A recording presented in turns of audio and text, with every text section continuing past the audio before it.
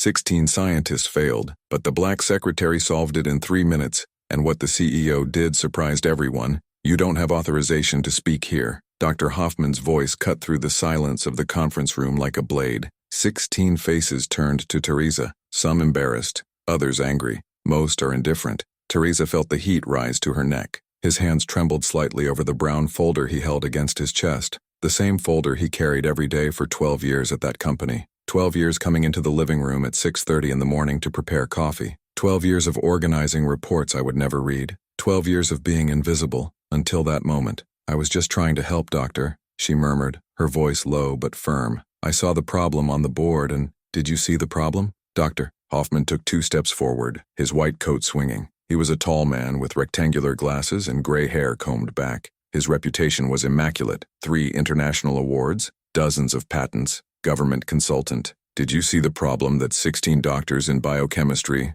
genetics, and pharmacology couldn't solve in 3 weeks? Suppressed laughter echoed throughout the room. Teresa tightened her fingers around the folder. He took a deep breath. It wasn't the first time she was belittled in there, but something that day was different. Something about that look in Hoffman's eyes. It wasn't just contempt. It was fear. Yes, I saw it, she said, lifting her chin. And the solution is on the board. You reverse the enzymatic sequence in the 3rd stage. Therefore, the protein does not stabilize. Silence. The kind of silence that precedes earthquakes. Dr. Valente, a blonde woman with thin glasses and a rigid posture, frowned and turned to the whiteboard covered in red formulas, graphs, and notes. She studied for 15 seconds. Then, his eyes widened. My God, she whispered. What? Hoffman advanced to the painting, pushing a chair along the way. He looked again. He picked up a pen and began to redo the calculations in his mind, his lips moving. Teresa saw the exact moment he realized. The color drained from his face.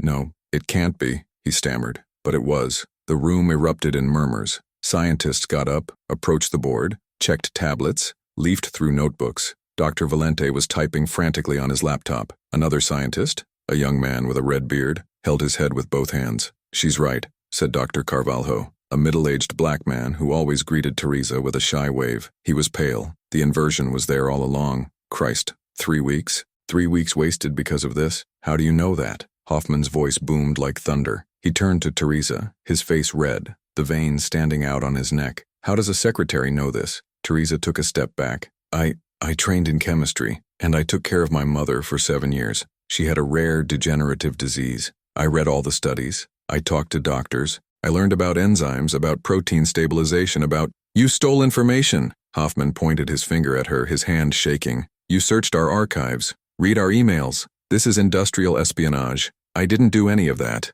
Teresa felt the tears burning but didn't let them fall. Not there, not in front of them. I just looked at the painting. Anyone with basic knowledge of biochemistry would see. Basic knowledge? Hoffman laughed. A cruel, metallic laugh. Do you think that 16 doctors with decades of experience don't have basic knowledge? That's not what I meant. Do you know what I think? Hoffman crossed his arms, his gaze cold. I think someone paid you. Some competitor. Some rival company that wants to steal our research. This is absurd. Teresa felt the anger rising, hot and thick. I've been working here for 12 years. 12 years. I never missed a day. I never complained. I have always done everything asked of me. And now, because you know too much. Hoffman took a step forward, invading her space. No one solves a problem like that in their head in 3 minutes without privileged access. Nobody. She's right, Hoffman. Dr. Carvalho stood up. The solution is there, Clara. We don't need to look for culprits. We need to correct the— Stay out of this, Carvalho, Hoffman growled. You were always too soft. This isn't about ego. It's about safety. Over billions of dollars in research. About lives. If she had access to confidential information, we need to investigate. I didn't have access to anything, Teresa shouted, and the voice itself scared her. I had never screamed in there. He had never imposed himself. But now, something inside her had broken. Do you want to know how I know? Because I lived it. Because I spent 7 years watching my mother waste away while doctors did exactly. And what are you doing now? Complicating the simple, ignoring the obvious, trapped in your certainties. The room fell silent. My mother died, Teresa continued, her voice trembling. She died because no one wanted to listen to a daughter without a diploma. Nobody wanted to listen when I said the protocol was wrong. And do you know what I discovered later? That I was right. That if someone had listened to me, she might still be alive. She cleared her throat. He straightened his shoulders. So yes, Dr. Hoffman, I know, because I learned through pain. Because I studied every article, every book, every damn line of research that could save my mother. And no, nobody paid me. Nobody gave me privileged information. I just looked. For a moment, something flashed across Hoffman's face. Something that felt like regret, but it disappeared quickly. This doesn't change anything, he said, his voice lower, but still hard. You violated protocol, interfered in a restricted meeting, and above all, it exposed the incompetence of this team. Do you think this will be cheap? Teresa blinked. Incompetence. Theirs. Exactly. Hoffman smiled, but there was no warmth there. You just proved that 3 weeks of work from 16 PhDs were defeated by a secretary. Do you think this won't get out? That our investors won't question? That the press won't love this headline? And then Teresa understood. It wasn't about espionage. It was about humiliation. Their humiliation. You need to leave, Hoffman said coldly. Now. Now. Teresa looked around the room. 16 faces. Some looked away. Others seemed relieved. Only Dr. Carvalho held his gaze, with an expression that seemed to say, I'm sorry. She turned and walked to the door, but before leaving, he stopped. Are you going to correct the sequence? And she asked without looking back. Nobody responded. Will you correct it? She repeated louder. Get out, Teresa, Dr. Valenti said, tired. Please. Teresa left. The door closed behind her with a soft click, and on the other side she heard, We need to talk to the CEO. Now. Teresa walked down the hallway as if she were floating. Her legs moved, but she couldn't feel the ground. The sound of his footsteps echoed off the cold white walls of the Genesis Biotech laboratory, the company that promised to cure the incurable. She passed by reception. Julia, the blonde receptionist, looked at her curiously, but Teresa didn't stop. He went down the stairs. He crossed the lobby. He pushed open the glass door and walked out into the parking lot. The afternoon sun hit his face. She stopped. He took a deep breath, and then finally, the tears came, not out of sadness, of anger. 12 years. 12 years of waking up at 5 in the morning, taking 2 buses, arriving before everyone else, cleaning the tables, preparing coffee, organizing papers, smiling, lowering his head, being invisible, and now for having helped, she was treated like a criminal. Teresa wiped her face with the back of her hand. He opened the bag. He took his old cell phone. With its cracked screen, it had 3 messages. The first was from Junior, his 19-year-old son. Mom, the college released the list. I passed. I'm going to start engineering in March. Teresa smiled, despite everything. The second message was from Donna Maria, the neighbor. Tere, Clarice has a fever. I left her at your house, okay? Call me. Clarice, her 7-year-old niece who had lived with her since her sister had died. The third message was from an unknown number. We need to talk. Friday, 7 p.m. Cafe Rosario. Don't talk to anyone. A. Teresa frowned. Who was A? She was about to delete the message when she heard a voice behind her. Teresa? She turned around. It was Dr. Carvalho. He was without his lab coat, just a rumpled light blue dress shirt and a tired expression on his face. Doctor, she began. You were right, he said quickly. Above all, the sequence, the protocol, they know that. Hoffman knows this. Everyone knows. Then why? Because something is wrong. Doctor. Carvalho looked around as if checking if anyone was listening. Something very wrong. 3 weeks ago, when we started this research, I suggested exactly what you said. Exactly. And Hoffman cut me off. He said it was too simplistic,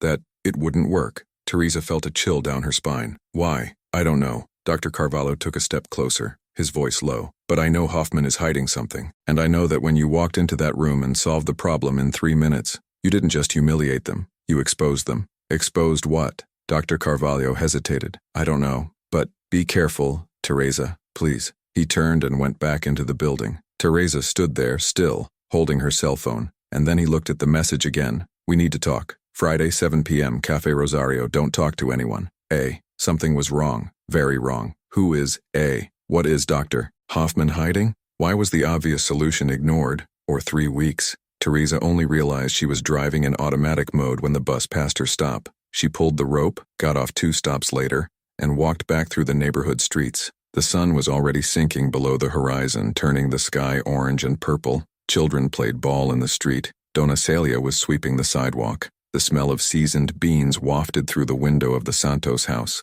Everything so normal, so absurdly normal, as if her world hadn't collapsed 3 hours ago. Teresa climbed the 7 steps to her house, a simple 2-story building, painted light yellow, with bars on the windows, and a small garden where her mother used to plant rosemary. Now only the wild rosemary insisted on growing, as stubborn as the woman who had planted it. She opened the door. Aunt Tere, Clarice ran to her, eyes wide. The girl was small for 7 years old, thin, with short braids and a bandage on her knee. Donna Maria said you would take a while. I was scared. Teresa bent down and hugged her niece, smelling the chamomile shampoo. I'm sorry, my love. The work got complicated. Were you fired? Clarice asked with that brutal frankness of children. Teresa hesitated. I don't know yet, but it's going to be okay, right? Teresa forced a smile. He is going. Yes, it always does. Lie. It didn't always stay. 7 years earlier. Mom, you need to take your medicine. I don't want to, Teresa. Leave me alone. Marlene's voice was weak, slurred. She was lying in the hospital bed, her body reduced to bones and skin. Her hair, previously voluminous and curly, had almost all fallen out. There were only a few gray strands left clinging to the pillow. Teresa held her mother's hand. Mother, I'm tired, daughter. Marlene turned her face to the window. Outside, the rain was hitting the glass. Tired of fighting, tired of hurting, tired of being an experience. You have no experience. You are my mother. To them, I am. Marlene coughed. A dry, hoarse cough. Did you see that doctor's eyes? He's not trying to cure me. He's trying to prove a theory. Mom, stop it. It's true, Teresa. Marlene squeezed her daughter's hand with surprising strength. I know it is. I feel. They're testing something on me, and it's not working, and they know it, but they continue. Teresa felt a lump in her throat. I'm going to talk to Dr. Mendez again. I will demand that. It's no use. Marlene closed her eyes. They don't listen. They never listen. And she was right. 3 weeks later, Marlene died, not from the disease, but from the toxicity of the experimental treatment that Dr. Mendez insisted on applying, even after the markers began to show liver failure. Teresa read the report alone, 2 weeks after the burial, read every line, every technical word, every footnote, and he realized that his mother was right. He realized that the protocol was wrong from the beginning. He realized that if someone had adjusted the enzyme dosage in the second cycle, Marlene would have had a chance. It was there, sitting in the empty room of the yellow house with the medical report on her lap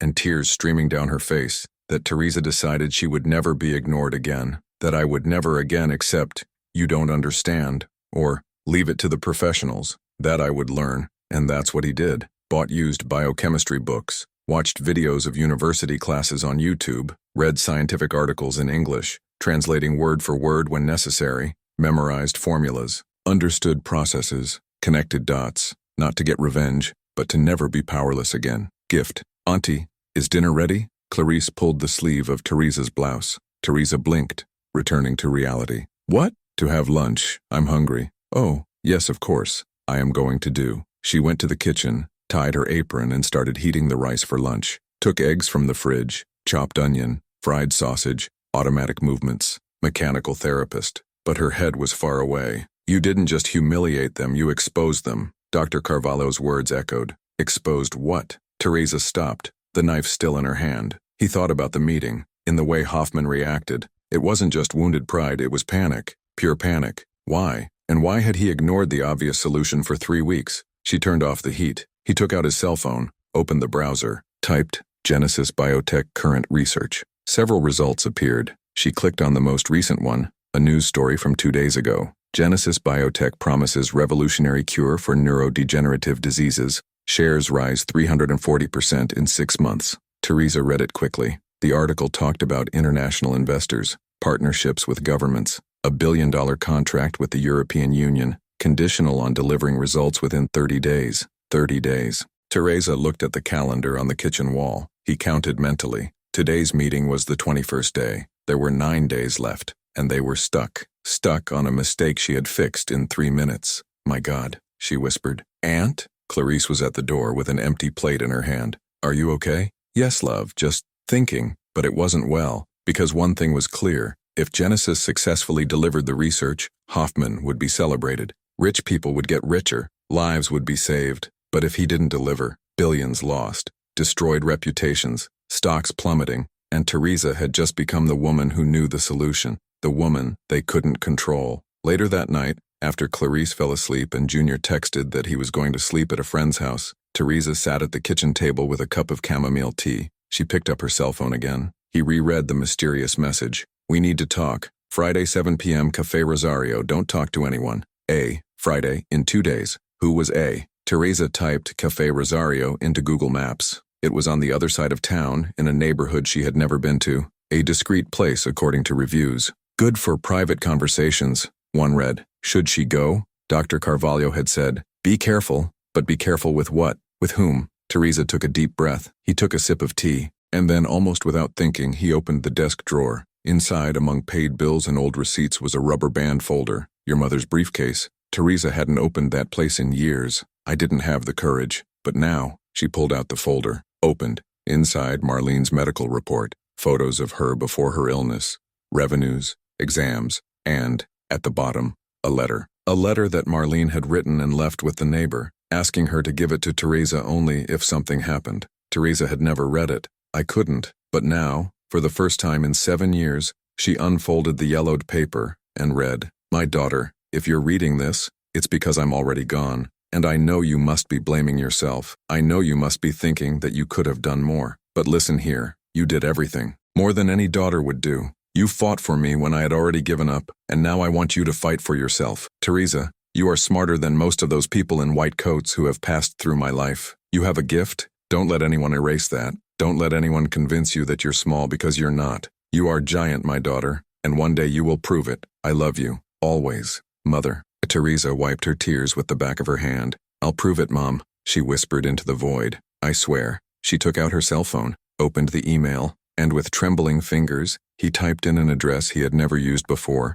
rogenesisbiotech.com. Subject, request for access to research records, scientific transparency law. In the body of the email she wrote, Dear, I request, based on federal law no. 12,527, 2011, access to information law, access to complete records of ongoing research regarding the stabilization of neurodegenerative proteins, including weekly progress reports, last 4 weeks, records of scientific team meetings, security protocols applied according to the legislation. I request a response within 20 working days. Yours sincerely, Teresa Santos Oliveira, employee, Deputy Administrative. She reread it 3 times. He took a deep breath and clicked Submit. Bro, what is here? The next day, Teresa woke up to a message on her cell phone. It wasn't from HR. It was from Dr. Carvalho. Teresa, don't go to the company today, please. Trust me. She frowned. Typed back. Why? What happened? The answer came 5 minutes later. Hoffman called an emergency meeting.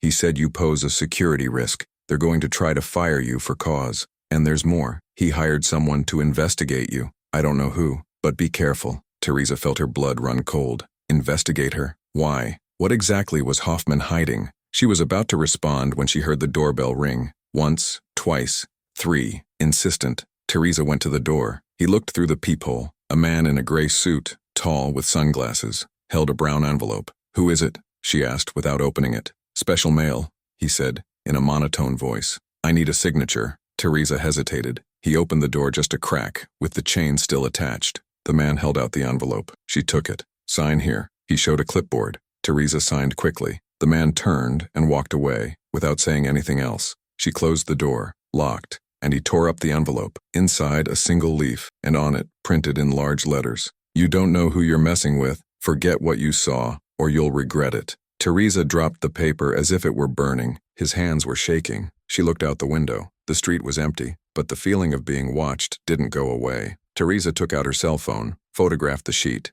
sent it to Dr. Carvalho, and then, for the first time in 12 years, he did something he never imagined doing. He called the police. Who sent the threat? What is Hoffman hiding? Is Teresa being watched? And who is A? Who arranged the meeting at Cafe Rosario? The police station smelled like old coffee and disinfectant. Teresa was sitting on a hard plastic chair, holding the envelope with the threat. On the other side of the table, Deputy Souza, a middle-aged man with a protruding belly and a tired look, was leafing through the paper as if it were a restaurant menu. And you said, where do you work? Genesis Biotech, Teresa repeated for the 3rd time. It's a pharmaceutical research company. I have worked there for 12 years. And this threat, do you think it has to do with work? I am sure. Delegate Souza sighed. Look, Dona Teresa, this is vague. It has no signature. It has no identifiable origin. It could be hazing. It could be an upset neighbor, could it be? It could be someone trying to intimidate me because I discovered something I shouldn't have. Teresa interrupted, her voice firm. I know how that sounds, Deputy.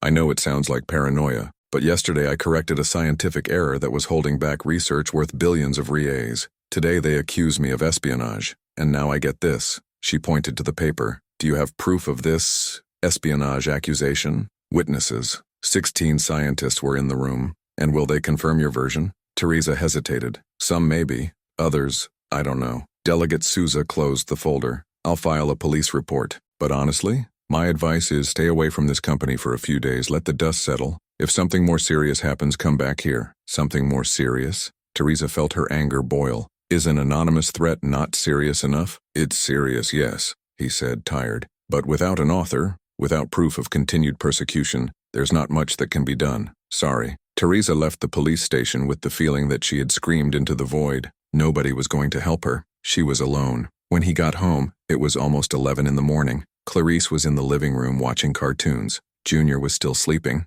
typical of Thursdays when he didn't have class. Teresa went straight to the room. He locked the door. He sat down on the bed, and then, for the first time, he allowed himself to tremble. The hands, the shoulders, the breath, everything falling apart at the same time. You don't know who you're messing with. Who had sent that? Hoffman? Someone above him? She took out her cell phone, opened the email. Nothing from HR yet, but there was a new message. By Dr. Carvalho. Teresa, we need to meet. Today, as soon as possible. Not on the cell phone. In person. Praça do Comércio, noon. Bench near the fountain. Go alone. Teresa looked at her watch. There was an hour left. Should she go? It could be a trap. But Carvalho had been the only one who defended her. The only one who seemed genuinely concerned. She got up, changed clothes, tied up her hair, put on sunscreen, and left. Praça do Comércio was a large space in the center of the city, surrounded by old buildings and leafy trees. In the middle, a fountain with bronze statues. Around it, wooden benches where retirees played dominoes, and mothers pushed strollers. Teresa arrived 5 minutes early. Dr. Carvalho was already there. He was wearing civilian clothes, jeans, a moss-green polo shirt, sneakers. Without a lab coat, he looked smaller, more fragile, shoulders hunched, restless gaze sweeping the square. Teresa sat next to him. What happened? You asked for access to the research records, yeah, he said bluntly. I asked. It's my right, I know. But Carvalho ran a hand over his face. Teresa, you poked the hornet's nest. Hoffman called an emergency meeting. He spoke of breach of trust. He spoke of sabotage. And worse, he convinced the board to investigate you. Investigate what? I didn't do anything. I know that. Carvalho turned to her, his eyes full of fear. But he will create something. He will plant evidence. It will say that you accessed confidential files. That leaked information to competitors. What? This is crazy. It's survival. Carvalho lowered his voice. Teresa, you need to understand. Hoffman is not just a scientist. He is a shareholder. He invested millions in this research. If she fails, he loses everything. Reputation, money, power, and you proved him wrong. And worse, it proved that anyone with basic knowledge could have seen the error. Then he will destroy me to save his ego. No, Carvalho shook his head. He will destroy you to save the project. Because if the press finds out that a secretary corrected 16 PhDs, investors will question everything. They will ask for an audit. They will review contracts. And there, he stopped. And then what? Carvalho swallowed. And then they'll find out that Hoffman delayed the research on purpose. Silence. Teresa felt the world spin. What? He knew the solution, Carvalho whispered, looking around. I suggested enzyme adjustment in the first week. He cut me off. He said it was insufficient, that we needed something more robust. But it wasn't that. He was buying time. Why? Because the longer the research takes, the more money it justifies. More funds, more eager investors, more control. And when he finally delivers the result, the correct result, which he always knew, he is the hero. Teresa felt nauseous. He played with lives. He plays with billions. And you knew that? Carvalho looked away. I suspected, but he had no proof. And when you walked into that room and solved everything in 3 minutes, you exposed his game, and now he needs to silence you. Silence me how? Carvalho did not respond. Teresa grabbed his arm. How? I don't know, he admitted, his voice breaking. But I know he hired someone from outside, and I know you need to disappear for a few days. Leave the city. Stay invisible until this passes. I'm not running away. Teresa, I'm not going to run away, she repeated louder. Some people in the square looked. She lowered her voice. My mother died because no one wanted to listen, because doctors like Hoffman thought they knew better, and I swore I would never lower my head again. Then no, Dr. Carvalho, I won't run away. Carvalho looked at her for a long moment, and then something changed on his face. Respect, admiration, sadness. You're brave, he said softly. Brave or crazy? I don't know which one. Maybe both. He smiled, but it was a sad smile. I have something for you. He took a flash drive out of his pocket. Small, black, discreet. What is that? Copies. Reports from the last 4 weeks. Internal emails. Meeting audios. Everything I managed to save before Hoffman deleted it. Teresa took the flash drive as if it were gold. Why are you doing this? Because I also have a mother, Carvalho said, his voice breaking. And she always told me, son, when you see injustice, don't pretend you didn't see it. He got up. Keep it safe, and be careful who you show it to. Because if Hoffman finds out I gave you this, he didn't finish the sentence. Thank you, Teresa whispered. Don't thank me yet. Carvalho started to walk away. And Teresa? Yes? That meeting, Friday. Café Rosario. He hesitated. Go. I think A could be who you need. And then he disappeared into the crowd. Teresa returned home with the flash drive burning in her pocket. As soon as he entered, he went straight to the room. He turned on the old notebook, connected the pen drive, dozens of files, PDFs, audios, spreadsheets, emails. She started reading. Week 1. Report. Dr. Carvalho suggested adjustment in the enzyme sequence. Protocol 4B. Dr. Hoffman rejected it due to need for additional validation. Week 2. Report. Dr. Valente questioned the delay. Hoffman responded, we need to ensure robustness before moving forward. Email. Week 3. From Hoffman. 2. Board subject. Deadline extension request. Dear friends, due to the unexpected complexity, I request a 15-day extension and release of additional funds for additional tests. Teresa stopped. Read it again. He had asked for more money, using delay as justification. She clicked on the next file. An audio. It was a meeting. Hoffman's voice clear. Look, the longer we take, the more desperate investors get. And desperate investors pay more, much more. So let's take it easy, let's make it look difficult, and when we deliver, we'll deliver like heroes. Teresa felt her stomach turn. He had confessed. She continued listening. Another voice. A woman. What if someone finds out? No one will find out. The team is loyal. And if it's not, well, there are ways to work it out. Teresa stopped the audio. There are ways to resolve this. She looked at the threat she had received. You don't know who you're messing with. It was him. It had to be. She copied all the files to a cloud folder. Then, he copied it again to another flash drive, and he put it in the drawer, at the bottom, under his socks. I needed a plan. But before, she took out her cell phone, opened WhatsApp. He looked for Julia, the receptionist at Genesis, to contact her. Julia had always been nice to her. He always talked during breaks. I always asked for advice. Teresa typed, Hi, Ju. How are you? I need to ask you something. Do you know if anyone from the company has been asking about me? Like, investigating? The answer came 2 minutes later. Hi, Teresa. Look, I didn't want to worry you, but yesterday a guy came here, in a suit. He said he was from internal audit. He asked about you. How long have you worked? If you have access to computers?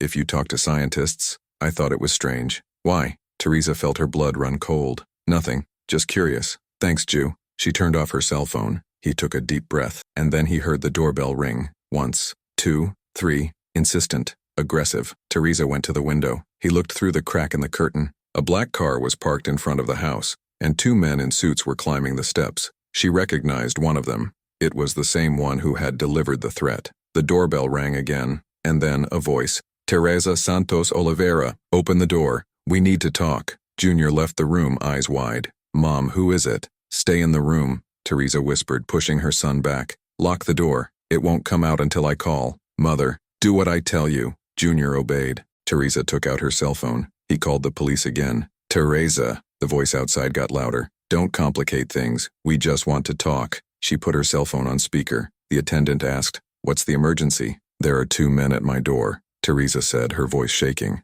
They are threatening me. I don't know who they are. Please send someone. Address? Teresa gave the address. The attendant said a police car was on the way. Outside, silence. And then, okay, Teresa, you chose the difficult game, but remember, you have a son, you have a niece. It would be a shame if something happened to them because of their stubbornness. Teresa felt the world collapse. They had threatened their children. And then, for the first time, she realized, I wasn't just fighting Hoffman. I was fighting something much bigger, something that had no face, something that had no limits, and that he was going to do everything, absolutely everything, to silence her. Isig Eindo, who are these men? Will they come back? Are Teresa and her children safe? What he knows? And how will she use the evidence on the flash drive without putting her family at risk? The police car arrived 7 minutes later, but the men were already gone. The police officer, a young man of no more than 25 years old with an impeccable uniform and a bored look, checked the street, wrote down the description of the car,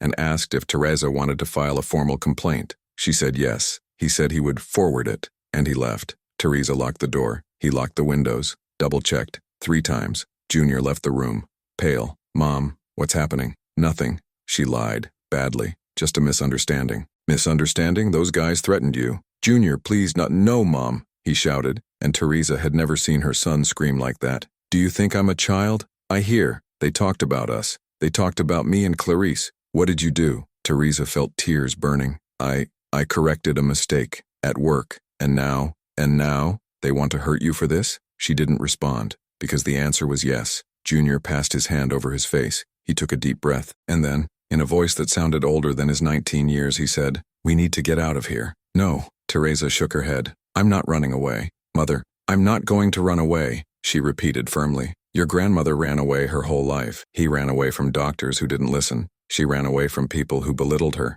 And do you know where this led? He took her to a coffin ahead of time. I won't do the same. Junior looked at his mother, and then, slowly, he nodded. So what do? We fight. Friday, 6:45 p.m. Teresa got off the bus 2 blocks before Café Rosario. She had left Junior and Clarice at Dona Maria's house, the neighbor. She asked them to stay there until she returned. Junior protested but obeyed. Now, walking through the deserted streets of the neighborhood she didn't know, Teresa felt every muscle in her body tense. Café Rosario was a small place with an old facade, with frosted glass windows and a dark wooden door. Inside, marble tables, iron chairs, and the smell of fresh coffee mixed with cornmeal cake. There were only 3 people there, an elderly couple in the corner, and near the window, a woman, black, about 50 years, gray hair tied into a sleek bun, gold-rimmed glasses, navy blue blazer, upright posture. She looked at Teresa, and he waved. Teresa approached, her heart pounding.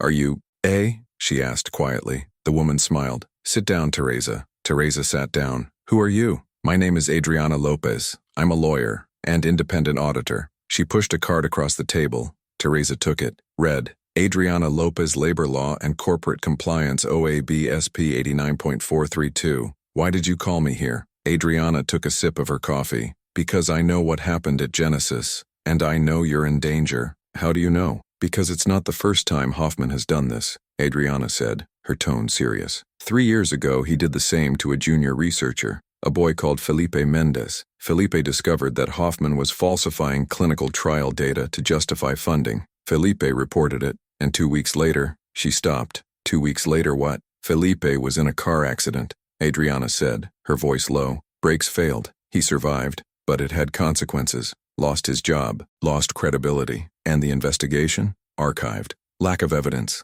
Teresa felt her blood run cold. Do you think it was? I don't think so. I know, but I couldn't prove it. Until now. Adriana opened a leather folder. He took out an envelope. He placed it on the table. Inside this envelope is everything I've collected about Hoffman over the last 3 years. Fraudulent contracts, deleted emails that have been recovered, testimonials from former employees, suspicious bank transfers. And now, she looked at Teresa, now I have you.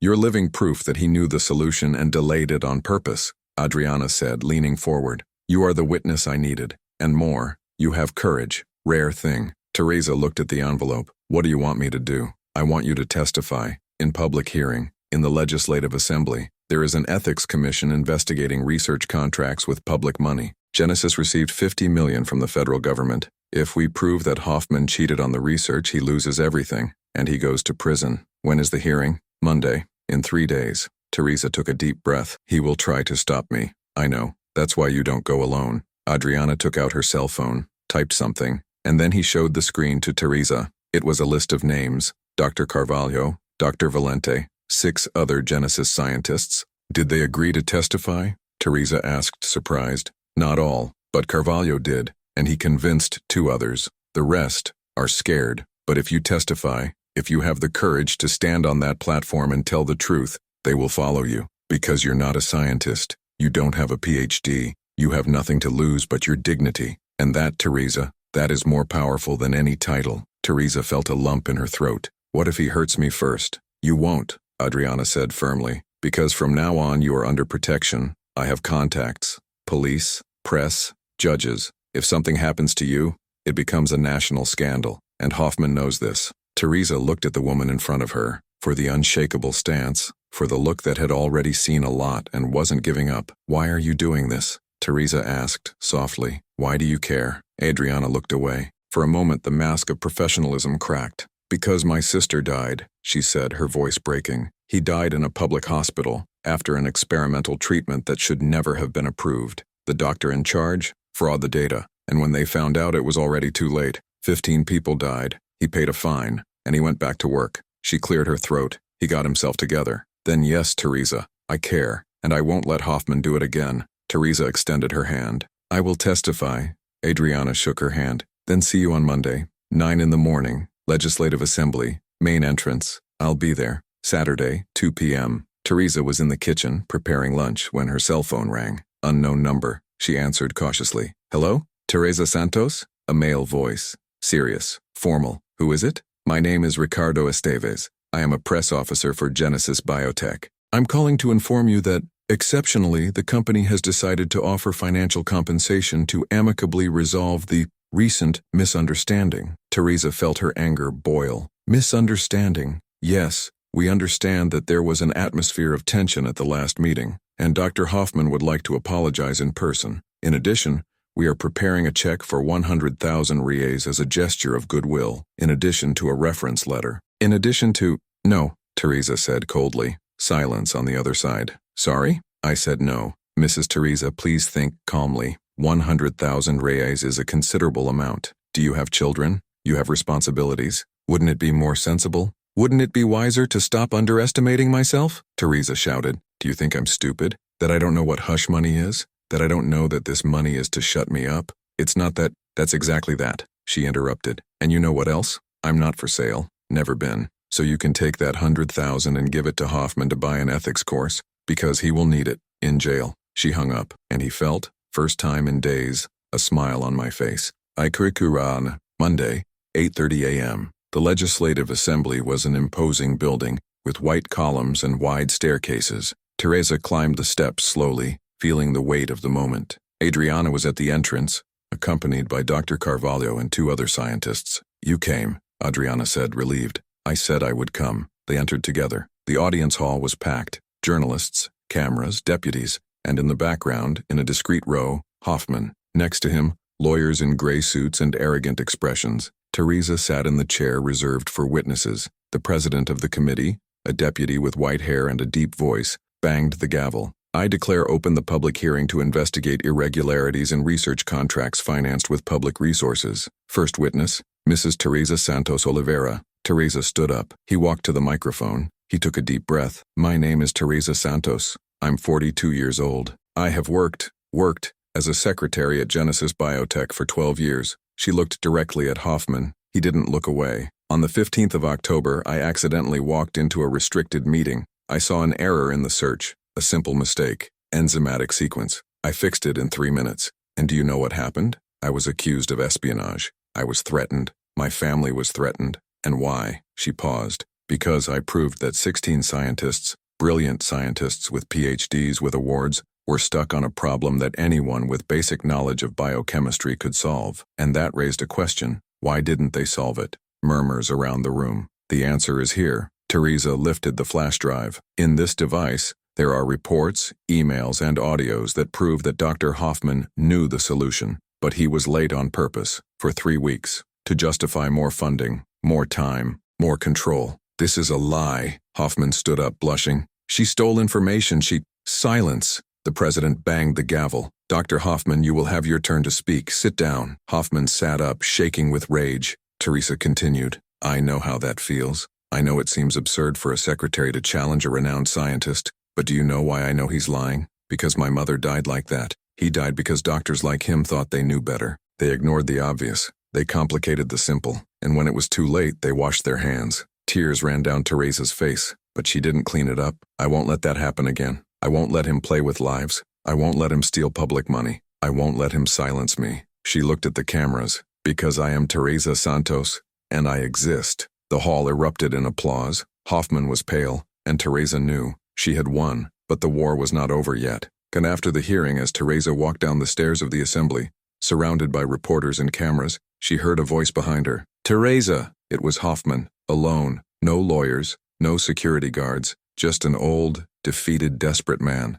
You don't know what you did, he said, his voice hoarse. You just destroyed years of work, years of fraud? Teresa cut him off. Manipulation, of putting profit above lives? Hoffman stepped forward. Do you think you're a heroine? Do you think it will change anything? People like you will always be invisible. Teresa smiled. Could it be? But today, Dr. Hoffman, the whole world saw me, and turned his back, and left the man alone, in the void he himself created. What will happen to Hoffman? Will Genesis be punished? Will Teresa be able to regain her job and dignity? And what will be the final lesson of this story? 3 days after the hearing, Teresa woke up to the sound of a doorbell, but this time it wasn't a threat. It was Dr. Carvalho, holding a newspaper. You need to see this, he said, as soon as she opened the door. Teresa picked up the newspaper. The headline took up half the first page. Genesis Biotech investigated for scientific fraud and emission of public funds. CEO removed. Research suspended. Below, a photo of Hoffman being escorted by federal police officers, his face red, his shoulders slumped. Teresa read quickly. After an impactful public hearing in the Legislative Assembly, the Federal Public Ministry opened a criminal investigation against Dr. Heinrich Hoffman, CEO and chief scientist of Genesis Biotech. Documents obtained by the independent audit reveal that Hoffman deliberately delayed research financed with $50 million from the federal government to inflate costs and justify more funds. The complaint was made by Teresa Santos Oliveira, 42 years old, secretary of company, which identified a critical error in research in 3 minutes, an error that scientists take. It took 3 weeks for it to not be resolved. Hoffman is being accused of embezzlement, criminal association, and bid fraud. If convicted, he could face up to 12 years in prison. Teresa sat on the living room chair, her legs wobbly. We did it, Dr. Carvalho said, his voice emotional. Teresa, we did it. No, she corrected, looking at him. You did it. Without that flash drive, without your courage. It wasn't me. Carvalho shook his head. It was you. You were the one who entered that room. You who didn't lower your head. You were the one who faced him in front of the entire country. I just helped you show what you already knew. Teresa felt the tears coming, but this time they were different. They weren't from pain. They were of relief. 1 week later, Genesis Biotech was placed under judicial intervention. Dr. Valente temporarily assumed scientific direction. She called Teresa personally. I wanted to apologize, Valente said, his voice shaking. I saw the error. I knew you were right, and I didn't have the courage to defend you. I was a coward. You were human, Teresa replied softly. I understand. Hoffman had power. I had money. There were threats. No one expected you to risk everything, but you took a risk. Because I had nothing to lose, Teresa said. You had careers, reputations, diplomas. I only had the truth, and I found that sometimes that's enough. There was silence on the other end of the line. Teresa, I wanted to offer you something. It's not compensation. It's not charity. It's recognition. Genesis will create an internal audit department, and I would like you to lead. Teresa blinked.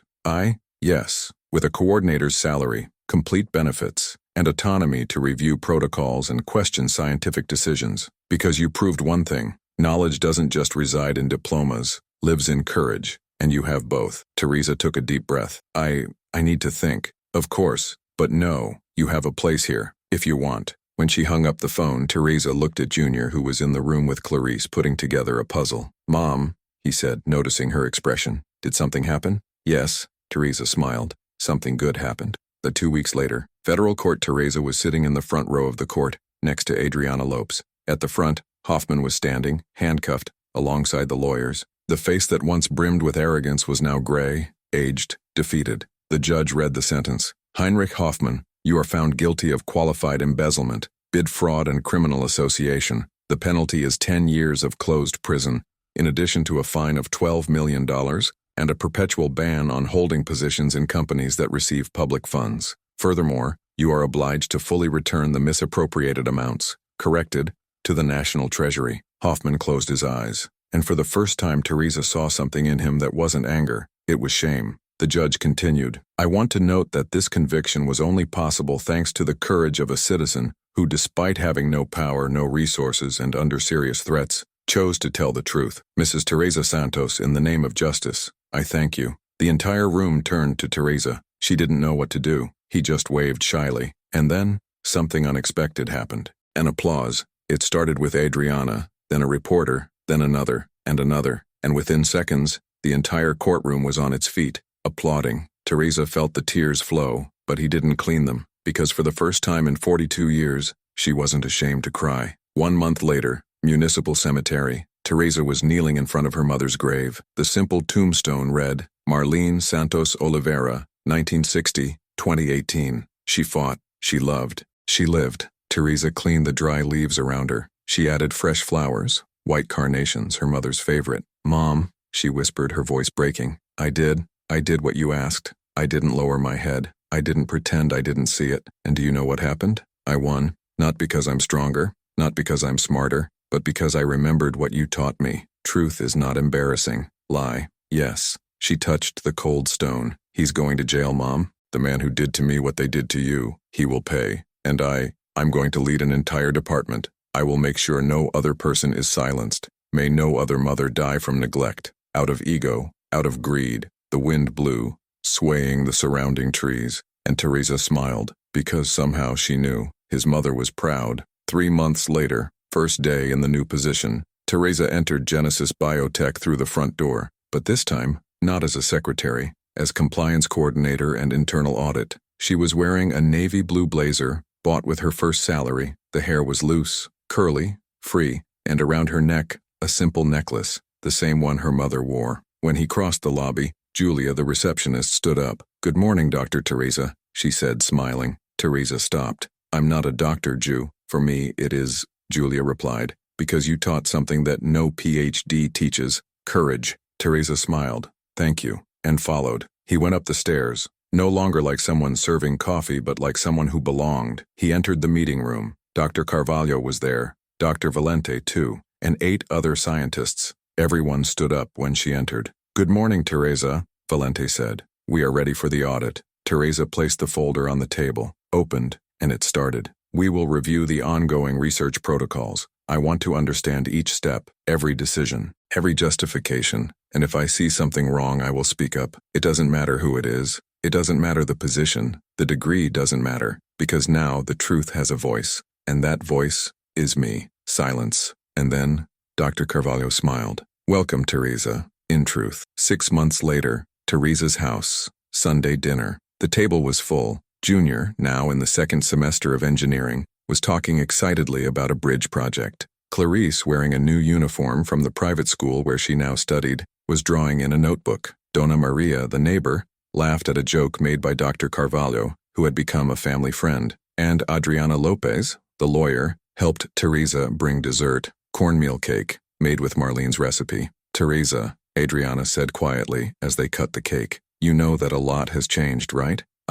Yes. After your story, other people started to report it. 3 companies have already been investigated, 2 closed. What about the scientific transparency law that had been shelved for 5 years? It was approved. Because of you. Teresa stopped, the knife in the air. Because of us, she corrected. I wouldn't have done anything alone. But you started it, Adriana said firmly. And that's all. They returned to the table. They served the cake. They laughed. They talked. And for a moment, everything felt right. Teresa looked around, for the people I loved, to the house that was hers, for the life he had achieved. And he realized something. She was no longer invisible. Never had been, actually. He just needed to see himself and be seen. Her final reflection. That night, after everyone left, Teresa sat on the porch with a cup of chamomile tea. The stars were shining in the sky. The street was silent, and for the first time in months, she felt peace. He took out his cell phone. He opened the notes, and he wrote, I learned that dignity is not asked for. It is given.